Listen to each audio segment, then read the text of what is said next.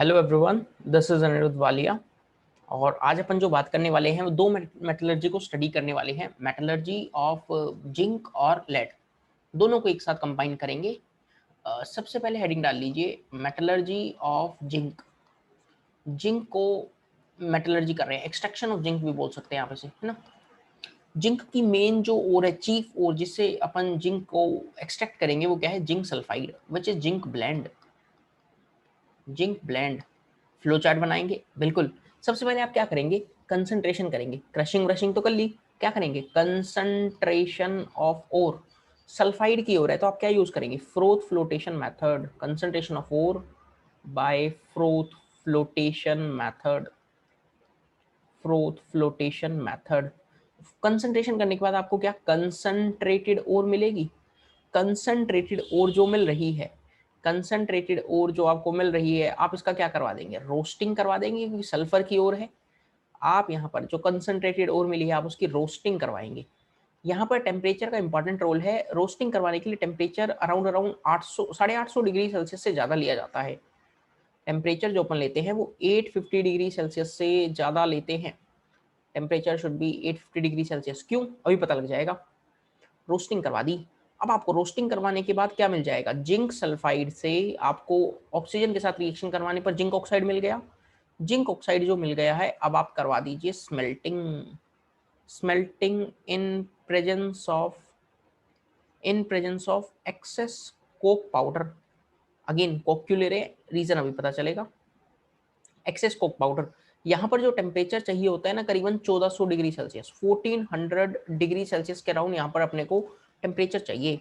जो अपने को मिलता है वो जिंक मिलता है। जिंक क्या, जिंक का एक और नाम है स्पेल्टर। स्पेल्टर जिंक भी बोल देते हैं। स्पेल्टर हिंदी में क्या बोलते हैं, जस्ता। देखो आजकल तो सब लोग थोड़ा सा मतलब मॉडर्न होते जा रहे हैं, वरना जो पहले के टाइम में जो लोग होते थे, मान लो कभी पाइप्स लेने जा रहे हो आप, मार्केट गए पाइप्स लेने, तो आप उनको बोल दिया गैल्वेनाइज्ड पाइप दे दो, दुकान पे जाकर आप बोल दो गैल्वेनाइज्ड पाइप दे दो, दुकान वाला कुछ समझेगा ही नहीं क्या बोल दिया। और आप उसको बोलोगे जस्ता पाइप दे दो, जस्ता पाइप, तुरंत आपको पाइप निकाल के दे देगा। यानी वो रोड्स, वो पाइप्स जो गैल्वेनाइज्ड हैं जिंक के साथ, उनको बोलते हैं spelter. Spelter zinc rods. Impure zinc है, बेसिकली क्या है ये, impure zinc is called spelter. Spelter. Handpump वगैरह देखे आपने, हैंडपंप पानी निकालते हैं ऐसे ऐसे, हाँ। तो वो जो रोड लगी होती है ना, ऊपर ऊपर वाली जो रोड है, वो स्पेल्टर ही है बेसिकली। इम्प्योर जिंक की रोड बनी हुई है वो। बाहर की जो कोटिंग है वो जिंक वाली कोटिंग है उस पे, ताकि कोरोजन वगैरह ना हो। बाकी तो आप समझदार हैं। तो स्पेल्टर भी बोल देते हैं इस चीज को, क्योंकि इम्प्योर है। अब आप क्या करवाएंगे, इसका प्योरिफिकेशन करवाएंगे लास्ट में। सो द प्योरिफाइड बाय, पहला डिस्टिलेशन, या तो आप डिस्टिलेशन कर सकते हैं। Second, electro refining. Second is electro refining. Electro refining, और आपको क्या मिल जाएगा, जिंक मिल जाएगा प्योर स्टेट में। यहाँ पर बस थोड़ा थोड़ा बातें इनके बारे में पढ़ना है, बहुत ज़्यादा नहीं पढ़ना डीप में। डीप में किन के बारे में पढ़ना है, आयरन, एल्यूमिनियम और कॉपर, जो मैं तीनों पढ़ा चुका हूँ। अब यहाँ पर अपन तो जिंक के बारे में बातें कर रहे हैं।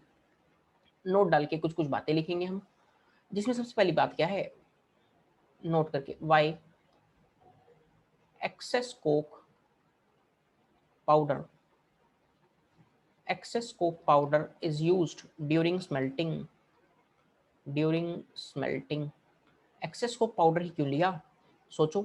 जिंक ऑक्साइड की रिएक्शन जब आप जिंक के साथ करवा रही हैं तो आपको जिंक मिल जाएगा गैसियस फॉर्म में, प्लस कार्बन मोनोऑक्साइड बाहर।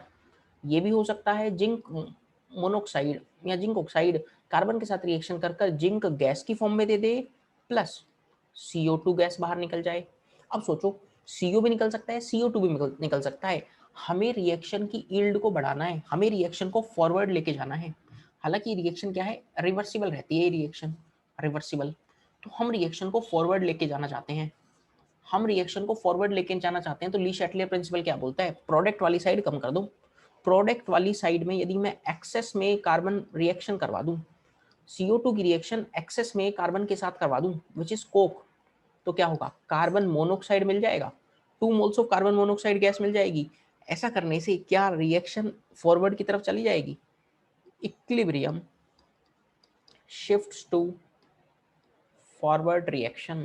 इक्विलिब्रियम फॉरवर्ड रिएक्शन की तरफ शिफ्ट हो जाएगा। क्या बात समझे? क्यों एक्सेस कोर लिया जाता है? ताकि सारा का सारा जिंक ऑक्साइड से अपने को जिंक मिल जाए और ऑक्सीजन कार्बन के साथ रिएक्शन कर कर कार्बन मोनोऑक्साइड या कार्बन डाइऑक्साइड की फॉर्मेशन कर ले। That's why excess coke powder is used during smelting. अच्छा, equilibrium shift to forward direction to removal of या to remove CO2। CO2 remove करने के काम आती है। क्यों? रिएक्शन आपको दिखाई दी है। एक्सेस ऑफ कार्बन के साथ CO2 किसके क्या बना लेगा? आपको कार्बन मोनोऑक्साइड बना सकता है। आगे चलो, सेकंड पॉइंट, एक टेम्परेचर का भी इंपॉर्टेंट रोल है। सेकंड पॉइंट में वो लिखेंगे अब टेम्परेचर के बारे में। यहाँ पे लिखते हैं ड्यूरिंग रोस्टिंग ऑफ ओर, कौन सी ओर? Zinc sulphide. टेम्परेचर कितना चाहिए? Should be greater than 850 degree Celsius. Temperature should be greater than 850 degree Celsius. क्यों? इसका रीजन देखो, जब आप जिंक सल्फाइड की रोस्टिंग करवा रहे हैं, टेम्परेचर जब आपके पास है ग्रेटर देन 850 डिग्री सेल्सियस, तो आपको जो प्रोडक्ट मिलेंगे zinc oxide plus CO2 sorry SO2, 800-850 degree Celsius ज़्यादा टेम्परेचर पे ही जिंक ऑक्साइड का फॉर्मेशन हो पाएगा। अच्छा, टेम्परेचर कम रहा तो सोचो, if temperature is less than 850 degree Celsius तो क्या होगा? Then zinc sulphate is formed. तो जिंक ऑक्साइड की जगह क्या बन जाएगा? जिंक सल्फेट बन जाएगा। Zinc sulphate is formed instead of zinc oxide. तो हम जिंक सल्फेट जो है, zinc sulphate by reduction with carbon during smelting gives या may produce जिंक सल्फाइड। यदि टेम्परेचर 850 से कम हुआ तो जिंक ऑक्साइड की जगह क्या बन सकता है? Zinc sulphate. और जिंक सल्फेट कार्बन के साथ वापस रिड्यूस हो जाएगा जिंक सल्फाइड के अंदर। इसलिए टेम्परेचर आपको कितना रखना जरूरी है? 850 से ज्यादा रखना जरूरी है, 850 या 850 से ज्यादा। थर्ड पॉइंट, नोट में ही थर्ड पॉइंट देखो, जिंक के बारे में ही है। Zinc can not be obtained from zinc sulfide by self reduction। यानी सेल्फ रिडक्शन की मेथड से आप जिंक सल्फाइड से जिंक ऑब्टेन नहीं कर सकते। Reason, as zinc has high affinity towards oxygen. Zinc oxygen के साथ मिलकर जिंक ऑक्साइड बनाना प्रेफर करता है। Zinc oxide is stable. Zinc oxide काफी स्टेबल है एंड नॉट इजिली रिड्यूस्ड, और आसानी से रिड्यूस नहीं हो पाता। इसीलिए हम सेल्फ रिडक्शन से जिंक को नहीं ऑब्टेन कर सकते। क्या अपनों को ये सारी बातें पता लग गई? ये सारी बातें रिगार्डिंग थी अपनी मेटलर्जी ऑफ जिंक के रिगार्डिंग। खूब खूब सारा भर भर के पढ़ा दिया है। आगे चलो, नेक्स्ट यहाँ पर लिखेंगे अगला। अच्छा, फ्लो चार्ट बनाना है ना, तो अगले पेज पे लिख लेते हैं। अपने को तो फ्लो चार्ट बनाना है ना। Metallurgy of lead, PB। बहुत ज़्यादा इंपॉर्टेंट नहीं है बट पता होना चाहिए। लेड किससे ऑब्टेन करेंगे अपन? लेड सल्फाइड ओर से, जो मेन ओर है लेड सल्फाइड, नाम क्या है? गैलीना। और इसके अंदर कुछ गैंग इम्प्योरिटीज भी रह सकती हैं, which is silica, GANGUE gang. देखो, लेड सल्फाइड है, गैलीना है, सल्फाइड की ओर है, आप क्या फ्लोटेशन यूज करेंगे? तो लिखें concentration of ore by flotation method.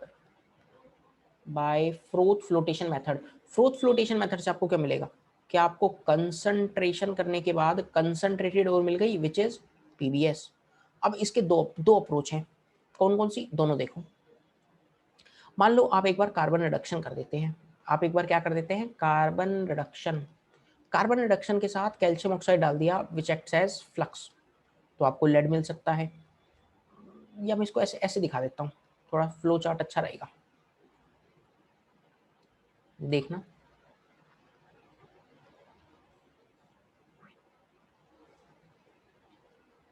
या तो यहां से लेड मिल जाए या फिर सेल्फ रिडक्शन से। या फिर सेल्फ रिडक्शन से भी अपने को लेड मिल सकता है। कैल्शियम ऑक्साइड डालेंगे विच एक्ट्स एज फ्लक्स, तो दोनों की दोनों प्रोसेस से आपको लेड मिल सकता है। और यहाँ पर जो लेड मिलता है उसको बोलते हैं called argentiferous lead. Argentiferous lead क्या मतलब है इसकी, बताता हूँ। मेनली कंसिस्ट ऑफ या mainly impurities of silver is present. Mainly जो इम्प्योरिटीज रहेंगी वो किसकी रहती हैं, सिल्वर की। चांदी चांदी, हाँ। रिफाइन करेंगे हम लास्ट में, so refined by Parkes process. Parkes process की हेल्प से आपको लेड मिल जाएगा विच इज प्योर। ये सारे जो प्रोसेस है ना, पोलिंग प्रोसेस, पार्क प्रोसेस, ये लास्ट में पढ़ाऊंगा अभी अगले लेक्चर्स में, देखना। पार्क प्रोसेस में क्या करते हैं, जो सिल्वर की इंप्योरिटीज है उसको हटा देते हैं। क्या मैं इसको ऐसा लिख सकता हूँ, desilverization of lead. Desilverization of lead. Lead के अंदर से डीसिल्वराइजेशन कर दिया, यानी सिल्वर को रिमूव कर दिया जो कि इंप्योरिटीज की फॉर्म में प्रेजेंट था। इतना बात पता लगा। आगे चलें, अब कुछ कुछ रिएक्शंस है उसके बारे में बात करते हैं। सेल्फ रिडक्शन, सबसे पहले दो दो देखा ना, सेल्फ रिडक्शन या कार्बन रिडक्शन। सबसे पहले बात को जो करने वाला हूँ वो लेड सल्फाइड में सेल्फ रिडक्शन के बारे में बात करने वाला हूँ। लिखो, फॉलोड व्हेन, सेल्फ रिडक्शन आप कब यूज करेंगे, इंपॉर्टेंट बात, followed when concentration of PBS is high. जब लेड सल्फाइड की कंसंट्रेशन क्या हो, बहुत ज़्यादा हो, किसके अंदर, इन कंसंट्रेटेड ओर। कंसंट्रेटेड ओर में लेड सल्फाइड की कंसंट्रेशन ज़्यादा है तो आप क्या यूज़ करेंगे, सेल्फ रिडक्शन मेथड। यानी पीबीएस ऑक्सीजन के साथ कंबाइन होकर लेड का ऑक्साइड बना सकता है एंड पीबीएस वो थोड़ी बहुत अमाउंट में, प्लस SO2 गैस बाहर, अब क्या होगा, जो लेड सल्फाइड है वो बने हुए लेड ऑक्साइड या फिर लेड सल्फेट के साथ मिलकर रिड्यूस हो जाएगा, लेड देगा लिक्विड फॉर्म में, प्लस SO2 की फॉर्म में निकल जाएगा। ये भी हो सकता है कि लेड ऑक्साइड, बचा हुआ लेड ऑक्साइड SiO2 के साथ रिएक्शन कर कर PbSiO3 बना ले, और जब आप इसके अंदर कैल्शियम ऑक्साइड डालें तो आपको लेड ऑक्साइड मिल गया और स्लैग बन गया, CaSiO3 स्लैग, कूड़ा बाहर निकाल लिया। इसलिए कैल्शियम ऑक्साइड डाला जाता है ताकि स्लैग की फॉर्मेशन हो जाए। क्या इतना बात अपनों को पता लग रहा है। अच्छा, यहाँ पर एक दो चीज़ और लिख लो, calcium oxide plus SiO2। Calcium oxide किसकी तरह एक्ट कर रहा है, फ्लक्स की तरह है। ये किसकी तरह है, गैंग। क्या बना लेगा, दोनों रिएक्शन कर कर slag, CaSiO3 which is slag. क्या अपनों को इतना बात पता लग रहा है, अब देखो आगे चलो, ये तो हो गया बेसिकली सेल्फ रिडक्शन मेथड। अब कार्बन रिडक्शन की बातें कर लेते हैं। बी के अंदर बात करेंगे कार्बन रिडक्शन। खूब खूब भर भर के पढ़ा रहा हूँ ताकि कोई दिक्कत ना आए। Carbon reduction used when concentration of, ये ऐसे लिखते हैं इसको, देखो इसको ऐसे लिखते हैं, जब कंसंट्रेशन लेड सल्फाइड की बहुत ज़्यादा थी तो अपन लोगों ने क्या यूज़ किया, सेल्फ रिडक्शन। कार्बन रिडक्शन कब यूज़ करेंगे, जब कम कंसंट्रेशन हो लेड की कंसंट्रेटेड डोर में। So used when concentration, used when concentration और परसेंटेज, कुछ भी हो सकता है, कंसंट्रेशन और percentage of lead is less in concentrated ore. Percentage lead की कम है कंसंट्रेटेड ओर में तो आप क्या यूज करेंगे, कार्बन रिडक्शन। मतलब लेड सल्फाइड में सबसे पहले तो रोस्टिंग कर देंगे आप। रोस्टिंग क्या बन जाएगा, लेड का ऑक्साइड प्लस SO2। लेड के ऑक्साइड को कार्बन के साथ रिड्यूस करवा रहे हैं, लेड मिलेगा लिक्विड फॉर्म में, प्लस कार्बन मोनोऑक्साइड या CO2, कुछ भी मिल सकता है depending upon the oxygen amount. Carbon के साथ कार्बन मोनोऑक्साइड बना सकता है या फिर CO2। नेक्स्ट में SiO2 कार्बन कैल्शियम ऑक्साइड के साथ जो कि फ्लक्स है कंबाइन करके स्लैग बना सकता है, CaSiO3 क्या बना लेगा, स्लैग। सर स्लैग बना लिया। सर ये भी हो सकता है कि जो लेड ऑक्साइड बना है ये SiO2 के साथ कंबाइन होकर क्या बनाएगा, PbSiO3, और जब इसके अंदर अपन कैल्शियम ऑक्साइड डाल देंगे तो लेड का ऑक्साइड बन गया प्लस स्लैग बन गया CaSiO3 विच इज स्लैग पूरा। यहाँ किसकी तरह काम कर रहा है, गैंग की तरह काम कर रहा है, गैंग। बोलो क्या इतना बात अपनों को बेसिक बेसिक थीम पता लग गई। अच्छा ऐसा करने से ये जो लेड ऑक्साइड यहाँ बना है, ये जो लेड ऑक्साइड यहाँ पर बना है इसको हम फर्दर यूज कर लेंगे वापस से, अरे एरो एरो एरो, यहाँ हम वापस से लेड ऑक्साइड को वापस यूज कर सकते हैं यहाँ पर जो लेड ऑक्साइड बना है। क्या इतना बात अपनों को देखने में कोई दिक्कत, क्या इतना बात देखने में कोई दिक्कत। और इसी के साथ अपन लोगों ने दोनों मेटलर्जी को कंप्लीट कर लिया है। सारे फ्लो चार्ट जितने भी बनवाए हैं सारे इंपॉर्टेंट है मेटलर्जी में, तो उनका खास ख्याल रखना। Metallurgy of iron, aluminium, copper most important. Zinc और लेड भी मैंने पढ़ा दिया है, बहुत ज़्यादा नोन नहीं है, बहुत ज़्यादा सवाल नहीं बनते बट इंपॉर्टेंट है इसलिए मैंने पढ़ा दिया। ठीक है, तो फिर अगले लेक्चर में मिलते हैं और इसको आगे कंटिन्यू करते हैं। लेक्चर्स को इसी तरह देखते रहो। चैनल को सब्सक्राइब नहीं किया तो you can subscribe the channel. Till then stay safe, bye bye, take care. कोई भी डाउट हो तो आप अपना कमेंट करके अपना डाउट्स पूछ सकते हैं। Bye bye.